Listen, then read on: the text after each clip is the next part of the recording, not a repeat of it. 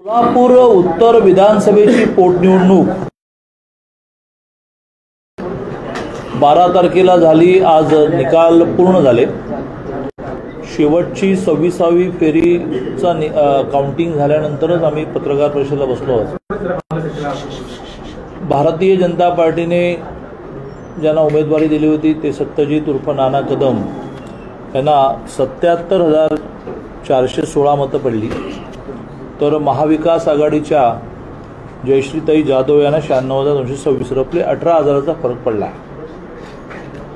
3 पक्ष विरुद्ध 1 पक्ष अशी ही लढत झाली।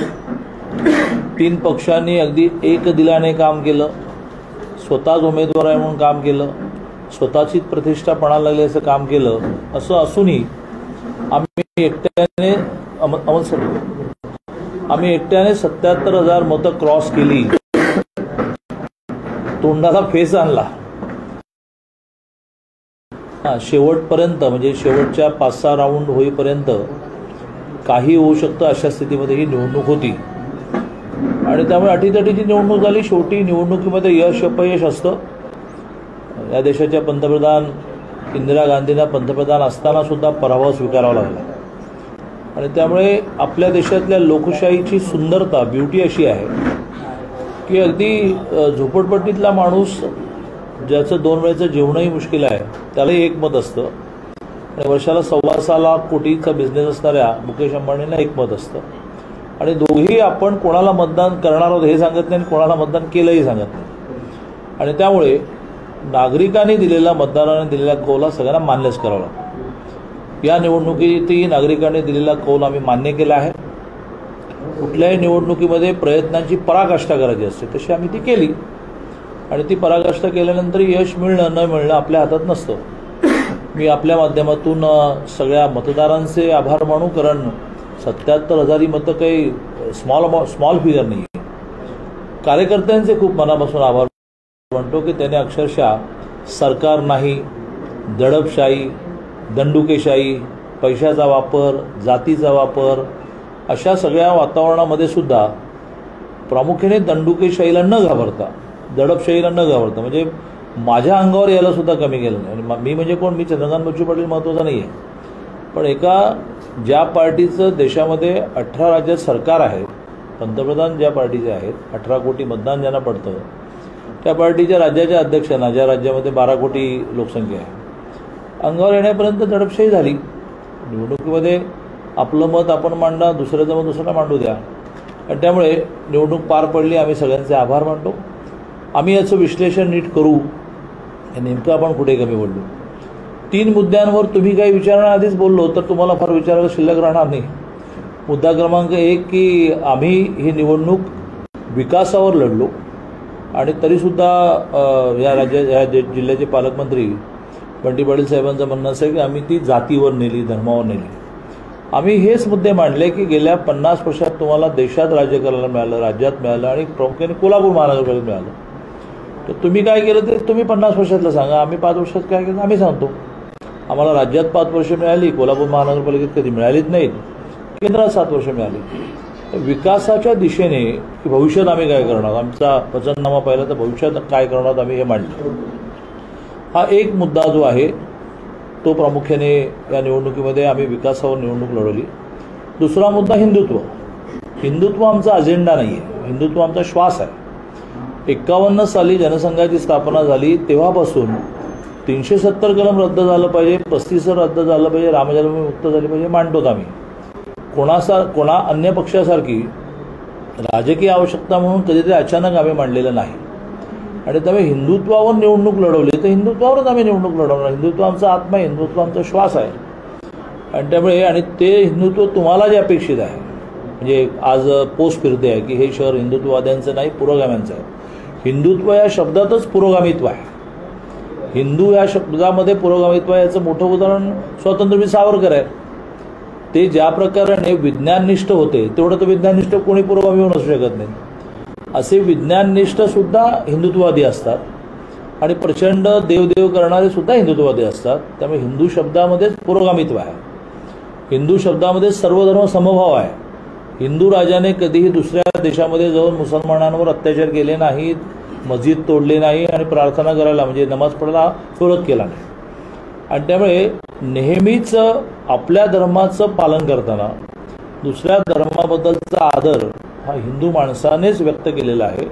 आणि त्यामुळे आम्ही हिंदूंचं राजकारण करत असताना हिंदू मुस्लिम, आम्ही हिंदूचं राजकारण करत असताना हिंदू ख्रिश्चन असा विषय त्या हिंदू शब्दाला अभिप्रेत नाही. शेवटचा मुद्दा माझं हिमालयात जाणं. आता आमचे नाना कदम लढले, तुमच्या तोंडाला फेस आला, तर मी लढलो तर काय होईल. आणि त्यामुळे मी असं म्हटलं होतं की मी लढलो आणि जर मी जिंकलो नाही तर मी हिमालयात जाईन. मी अजून लढायचंच आहे ना. तर नानात लढले, अक्षरशः फेस आला तोंडाला तुमच्या आणि काही कमी मतं नाही आहे. असे जे 3 मुद्दे तुमचे नंतर असतील ते मी आधीच उपस्थित केले. एकूण निकाल हाती आल्यानंतर 4 तास झाले, 4-5 तास निकाल हाती आला लागले. प्रामुख्याने तुम्हाला पराभवाची 2-3 कारणं काय वाटतात? 18,000च्या फरकाने आपला उमेदवार पराभूत झालेला आहे. थोडं 4 तासामध्ये विश्लेषण करता येणार नाही, कारण 10-12 प्रमुख लोकांनी डोक्याला डोकं लावून बसवायला लागेल की नेमकं. आता उदाहरण समजा ज्या बावड्यावर त्यांची मदार होती तिथे जवळ 40% मतं आम्हाला मिळाली, म्हणजे मग एका अर्थाने आनंदाचा विषय आहे. परंतु बाकीच्या ठिकाणी जिथे मतं कमी पडली ती का कमी पडली, आम्हाला भविष्यात आणखीन काय करावं लागेल. कारण हा डिफरन्स फार मोठा नाही आहे. हा जरा नीट मेहनत घेतली तर संपणारा विषय, कोणी याच्यातून हुरळून जाऊ नये. पंडित पाटलांनी म्हटले की ही देशाची दिशा आहे, देशाची दिशा होते काही नाही आहे, म्हणजे हुरळून जाण्याचं काही कारण नाही. आम्ही याच्यात अगदी आत्ता तुम्ही येण्यापूर्वी सत्रित महेश जाधव, राजेश होता, मुन्ना साहेब, आम्ही बसलो होतो, अमल साहेब, आणि त्याच्यात कुठे कमी पडतो, का कमी पडतो, त्याला नेमकं उत्तर काय आहे. पण तसं म्हणाला ह्या निवडणुकीमध्ये विकासाचे मुद्दे मांडले, हिंदुत्वाबद्दल लपवाछपवी केली नाही. असं असताना सुद्धा ही 20,000 मतं कुठे कमी पडतात त्याचा आम्ही अभ्यास करतो. मुद्दा मांडताना शिवसैनिक हे हिंदुत्वाच्या बाजूने राहतील, ते मतदान काँग्रेसला करणार नाहीत असं सांगितलं होतं. मात्र मतदानाच्या नंतर तुम्हाला काय वाटतं की काय नेमकं झालं? काय गुप्त मतदानामध्ये म्हणून म्हटलं की काल मी दिल्लीत एका कार्यक्रमात होतो, माजी निवडणूक आयुक्त आले होते चोपडा, त्यांनी खूप चांगलं मांडलं की म्हणाले की अन्य देशामध्ये महिलांना मताचा अधिकार द्या त्यासाठी मोर्चे काढावे लागले, सत्याग्रह काढावे लागले, किंवा सर्वांना समान मताचा अधिकार द्या त्यालाही बाकीच्या देशांमध्ये मोर्चे काढावे लागले. आपल्याकडे फ्रॉम द डे 1 म्हणजे आपण 26 जानेवारी 1950ला घटना स्वीकारली आणि पहिली निवडणूक 51ला झाली, तेव्हापासून दलिताला 1 मत, झोपडपट्टीवाल्याला 1 मत, गरीबाला 1 मत, अंबानीला 1 मत. आणि त्यामुळे या निवडणुकीमध्ये नेमकं कोणी, आता कसं आहे, उद्यापासून सत्यजित कदमांना आम्ही तुम्हाला मतदान केलं असं म्हणणाऱ्यांची यादी 2 लाख होईल. लक्षात आला माझा मुद्दा? तुम्हाला माझा मुद्दा लक्षात आला? लक्षात नाही आलं, तुम्ही चेहरा वगैरे दिसत नाही. त्यामुळे प्रत्येक जण पुढे हे म्हणणारच आहे की आम्ही मतदान केलं, तर त्याची टोटल यांची 2 लाख होईल, त्यांची 4 लाख होईल. मतदान तर 1,78,000 झालं. आणि त्यामुळे शिवसेना किंवा हिंदुत्ववादी शिवसेनेचे सैनिक मतदान केलं की आता सांगता येणार नाही. दिसतंय असं की त्यांच्या मनात असून सुद्धा त्यांना फार करता आलं नाही असं दिसतंय. मुंबईहून काही जण निरीक्षक आणून बसवले होते, ते सतत नेत्यांपासून कार्यकर्त्यांना ऑब्झर्व करत होते. आणि त्यामुळे 3 विरुद्ध 1 अशीच लढाई झालेली आहे. या 2 दिवसामध्ये होईल अशी शक्यता तुम्ही वर्तवली होती. मग बसून विचारतो मी येतो तुझ्या. जयश्री जाधव एकट्या पहिल्या महिला आमदार ठरलेल्या आहेत आणि त्यांनी यावेळी प्रतिक्रिया पहिली देताना असं म्हटलं की शर्मिलाताई दादांनी मोठं मन करायला पाहिजे, ते दाखवलं नाही, मात्र आता त्यांना पश्चाताप झाला. काही पश्चाताप झाला नाही. प्रत्येकाला आपली पार्टी असते, त्या पार्टीची ध्येय धोरणं असतात, त्या पार्टीची स्ट्रॅटेजी असते. आणि त्यामुळे जयश्री जाधवांच्या निमित्ताने, जे भारतीय जनता पार्टीचेच आहेत, जयश्री जाधवांच्या निमित्ताने एक महिला आमदार झाली, याबद्दल मी त्यांचं खूप मनापासून अभिनंदन करतो. भारतीय जनता पार्टीचा विधानसभेमध्ये 15 महिलांचा गट आहे, त्याच्यामध्ये ह्या जर बसायला लागल्या तर त्यांना खूप विधानसभा करायला मदती होईल. मन मोठं करण्याच्या बाबतीमध्ये मी वारंवार ही मान्य केलेलं आहे. मन मोठं करूनच मी त्यांच्याकडे गेलो, एकदा नाही 2दा गेलो की वहिनी तुम्ही आमच्याकडून लढलं पाहिजे, तुम्ही आमच्या आहात. त्यामुळे मन छोटं त्यांनीच केलं की नाही BJP नको, सत्तेत असणारे काँग्रेस बरी, आम्ही सत्तेत असतो तर आमच्याकडून लढले असते. तुम्ही शेवटच्या 2 दिवसामध्ये कुठेतरी गांधीजींचा वापर होईल असं एक स्टेटमेंट केलं होतं, तर काय वाटतं एकूण 2 दिवसामध्ये तसं काही झालेली स्थिती आहे का? असं आहे की अलीकडे गांधीजींचा वापर सुद्धा इतका शिथाफीने केला जातो की तो असा समोर येत नाही. काही ठिकाणी पकडापकडी झाली, आम्हाला अनावश्यक पकडण्याचा प्रयत्न केला आणि निष्पन्न झालं की काहीच नव्हतं. पण तो वापर होतोच, तो झालाही आहे. आता तुम्हाला बूथ वाईज काही बूथ इन्फॉर्मली देईन की इथे गांधीजी आले नाही तर मग एवढी मतं कशी काय पडली. दादा, महापालिकेत 54 प्रभाग या एकूण ह्याच्या उत्तरमध्ये आहे. जर मतदानाचं बघितलं प्रभागामधलं तर अनेक ठिकाणी घासून आहे. महापालिकेची जी तुमची खंत आहे, इथं सत्ता नाही, भविष्यात येणाऱ्या महापालिकेच्या निवडणुकीच्या निमित्तानं तुम्ही तिकडे कसं करता? कारण आम्ही लिटरली 20 बूथ काउंट होऊन आता फार फरक पडणार नाही म्हटल्यानंतरच विश्लेषणाला बसलो. म्हणजे तुम्ही येण्याच्या 1 तास आधी आम्ही इथे बसलो. आणि त्यामुळे महानगरपालिकेची व्यूहरचना आम्ही नक्की करू. या निवडणुकीचा एक फायदा झाला की अक्षरशः गल्ल्यामध्ये कार्यकर्ते उभे राहिले, ते ठामपणे उभे राहिले, ते घाबरले नाहीत, कुठल्या दबावाला बळी पडले नाहीत. या सगळ्यांच्या आधारे जे कमी पडतंय ते कमी काय पडतंय ते लक्षात आलं. त्या कमी पडण्याला उत्तर काय त्याचं आम्ही, आणि कधी निवडणूक होणार माहीत नाही. ह्या सरकारला आता त्या नवी मुंबईची निवडणूक 3 वर्ष नाही झाली. दादा, तुमच्या विरोधात आता सध्या कोल्हापूरमध्ये पोस्टरबाजी सुरू झालेली आहे. काँग्रेसकडनं खरं तरी पोस्टरबाजी होते. चंद्रकांत पाटील हिमालय की गोद में असं पोस्टरबाजी. हे भाऊ, मी वारंवार मांडणी करत असतो की ज्या झाडाला चांगले आंबे येतात त्या झाडाला लोक दगडं मारतात, जे बाबळीला दगडं मारतात. काय तर माझ्यावर दगडं मारणं ते काय नवीन काय? आणि त्याचं उत्तर मी दिलं की सत्यजित कदम लढले तर एवढा तोंडाला फेस आला, चंद्रकांत पाटील लढले तर तुम्हाला कोणाला उभं करायचा प्रश्न पडेल. या निवडणुकीत संघटनात्मक पातळीवर काही स्वरूपात काही बदल करायचं वाटतंय? काही नाही, अतिशय उत्तम एक संघपणे संघटना लढली. नाही दादा, याला जोडून नाही, एक मिनिट, त्याला काही म्हणणं. वाढवण्याच्या दृष्टीने संघटना वाढवण्याच्या दृष्टीने नवीन लोक खूप आलेत, त्यांना जबाबदारी द्यावी लागतील, त्यांना प्रेम द्यावं लागेल, त्यांच्या मागे उभं राहायला लागेल. हे नक्की झालं. दादांच्या नंतरची संख्या आहे कार्यकर्त्यांची संख्या, ती 2 नंबरच्या कार्यकर्त्यांची संख्या सेकंड फळी ज्याला आपण म्हणतो वाढवावी असं नाही का वाटत? म्हणजे दादांच्या नंतर जे थोडी पोकळी दिसते ती पोकळी भरून काढायला पाहिजे असं नाही का वाटत? पोकळी नाही होती. राहुल चिकोडेपासून अमर महाडिक, महेश जाधव, सत्यजित कदम, समरजितराजे घाडगे, पुन्हा महाडिक, मोठी यादी.